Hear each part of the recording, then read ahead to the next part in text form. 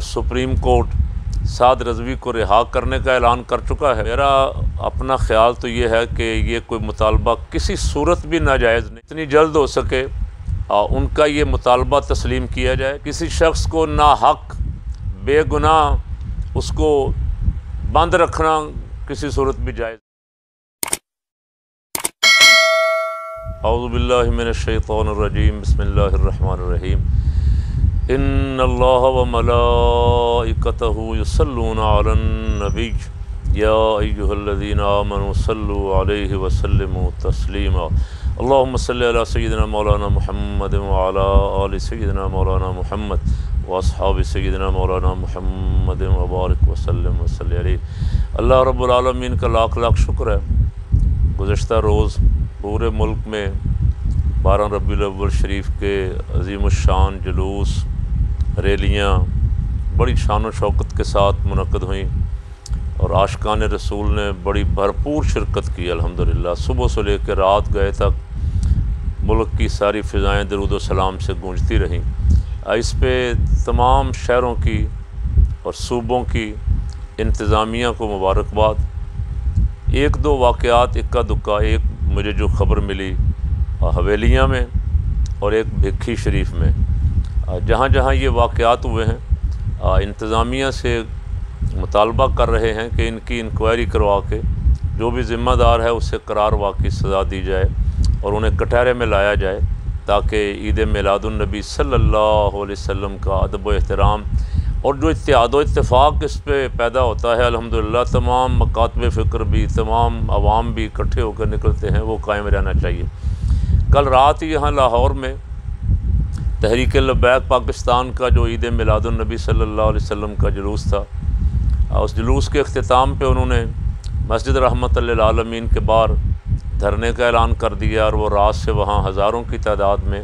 حضرات بیٹھے ہوئے ہیں اور ان کا مطالبہ یہ ہے کہ چونکہ ہائی کورٹ اور سپریم کورٹ سعد رضوی کو رہا کرنے کا اعلان کر چکا ہے، اس لیے اسے رہا کیا جائے۔ تو میرا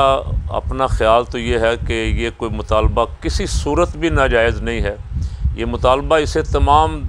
ملک کے دانشور اور جتنے لوگ بھی حالات پہ نظر رکھنے والے ہیں وہ سب کہہ رہے ہیں کہ مطالبہ درست ہے۔ جب مقدمات عدالتوں نے سننے کے بعد فیصلہ کر دیا ان کے حق میں رہائی کا، تو اب اسے رہائی کو روکنا اور اس رہائی کی وجہ سے اب ملک میں ایک تصادم کی فضا پیدا کر لینا اور ایک بڑے طبقے کو ناراض کر لینا، یہ کسی طرح بھی عقل مندی نہیں ہے۔ تو ہم آج کے اس پروگرام میں ہم جہاں مشاورت کے بعد حضرت مولانا حافظ نصیر احمد نورانی صاحب جمعیت علماء پاکستان وسطی پنجاب کے صدر ہیں، رشید احمد رضوی صاحب جمعیت علماء پاکستان کے مرکزی سیکرٹری اطلاعات ہیں، مشاورت کے بعد ہم مطالبہ کر رہے ہیں حکمرانوں سے کہ جتنی جلد ہو سکے ان کا یہ مطالبہ تسلیم کیا جائے، چونکہ مطالبہ بالکل جائز ہے۔ اتنی دیر تک کسی شخص کو ناحق بے گناہ اس کو بند رکھنا کسی صورت بھی جائز نہیں،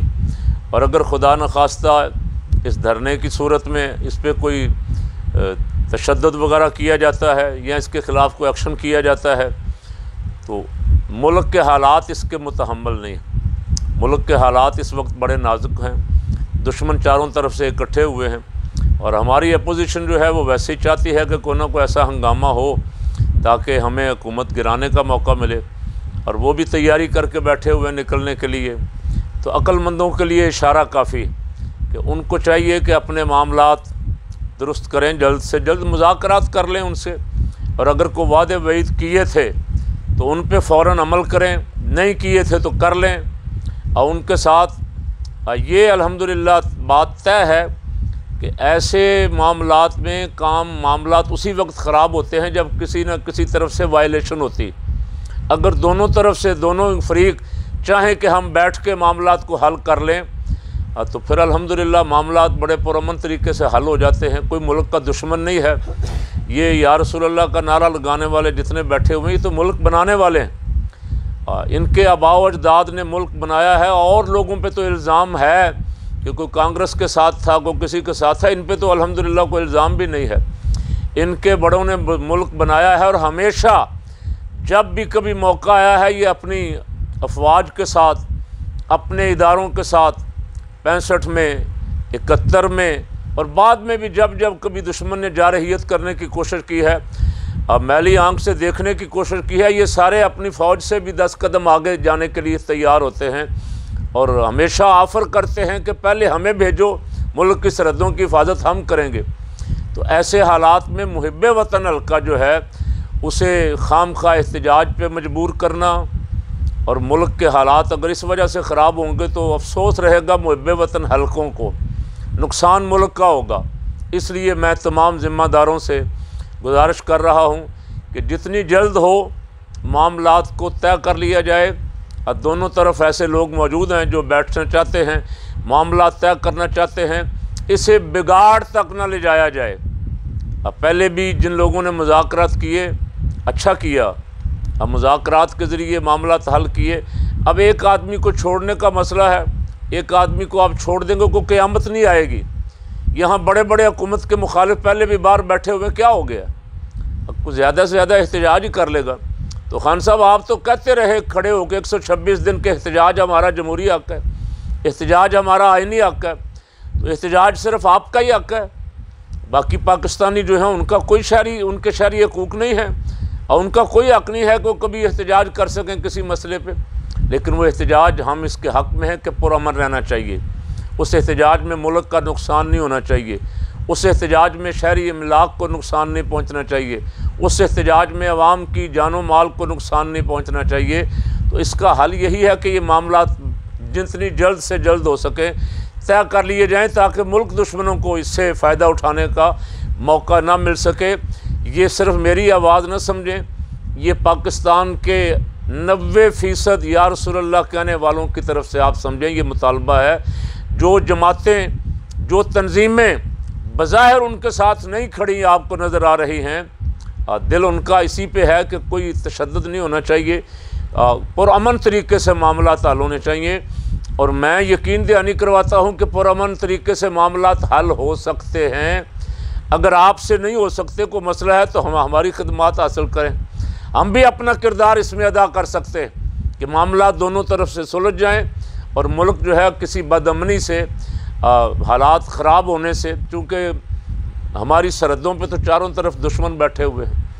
اور چاہتے ہیں کہ کوئی نہ کوئی معاملہ ایسا خراب ہو پاکستان میں کہ ہمیں بھی موقع مل جائے۔ ہماری ایجنسیاں ہم سے 1000 درجہ زیادہ ان خطرات سے آگاہ ہیں اور وہ الحمدللہ اس کے دفاع کے لیے بھی تیار رہتے ہیں ہر وقت، اور ان کے معاملات پہ ان کی نظر ہے۔ افغانستان میں معاملات گڑبڑ ہوں تو تب ہماری ایجنسیوں کو فکر ہے، کشمیر میں معاملات گڑبڑ ہونے شروع ہوں تو ہمارے اداروں کو خبر ہے۔ الحمدللہ انڈیا جو شرارتیں کر رہا ہے اس سے بھی ہماری ایجنسیاں باخبر ہیں۔ تو ایسے حالات میں ملک کے معاملات بھی، ملک کے حالات بھی خراب نہیں ہونے دینے چاہیے۔ جو بڑے ہیں، ذمہ داران ہیں، فیصلہ کرنے کی اللہ نے جن کو پاور دی ہے، وہ احسن فیصلہ کریں جس سے پورے ملک اور قوم کو خوشخبری ملے۔